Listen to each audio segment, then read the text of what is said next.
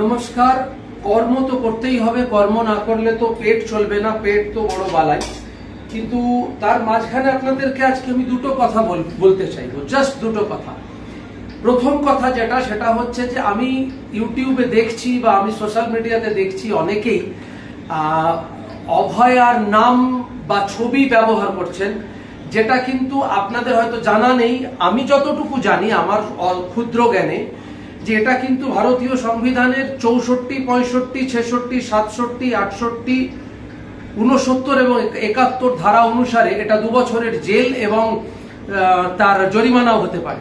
তো এইগুলো আপনারা দয়া করে করবেন না। বা আপনারা যদি দেখেন যে কেউ এই ছবি, কারণ সেই মেয়েটা চলে গেছে, সেই মেয়েটা আজকে পৃথিবীতে নেই, সে আমাদের বুকে একরাশ যন্ত্রণা রেখে গেছে, যে যন্ত্রণাকে ভর করে আজকে আমরা প্রতিবাদ করছি।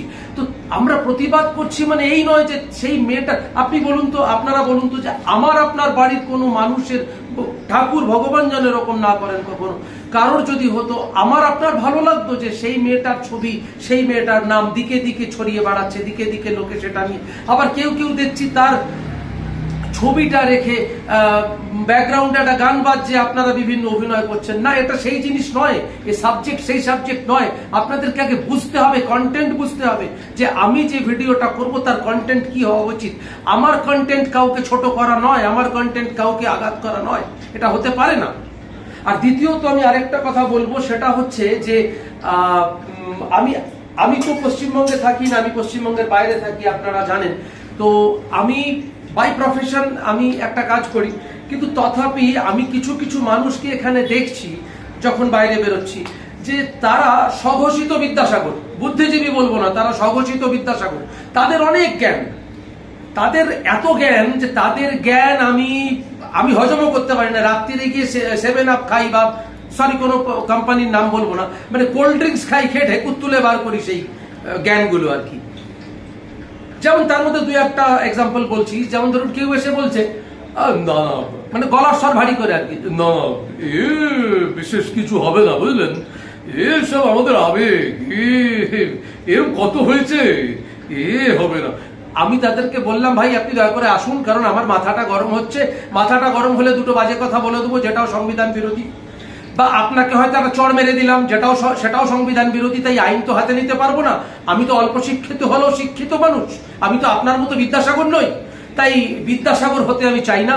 আমার একটাই কথা, আমি যতটুকু বুঝি অল্প বিদ্যায়, কেউ অভয়া মায়ের নাম নেবেন না, বা মানে তার রিয়েল নেম যেটা, বা তার বাবা মাকে টেনে কোনো ভিডিও করবেন না, বা তার কোনো ছবি নিয়ে ভিডিও করবেন না। প্রতিবাদ অনেক রকম ভাবে করা যায়, প্রতিবাদের ঝাঁজ অনেক ভাবে বাড়ানো যায়, কিন্তু দয়া করে এমন কিছু করবেন না যেটা আইন বিরুদ্ধ হয়ে যায়। আমি এই ভিডিও আগেও বলেছি এই কথা, আমার অন্য ভিডিওতে, আজও আপনাদের কাছে করজোরে অনুরোধ করছি, এবং আমি ধারাও বলে দিলাম, হয়তো ভুল হতে পারে, আমি আইনের কাছেও ক্ষমা চেয়ে নিচ্ছি, যে আমি যতটুকু জানি ততটুকু আমি বলেছি। তো সাহায্য করেছি, মানে আইনকে সাহায্য করেছি যেন এইভাবে কেউ এটা না করেন।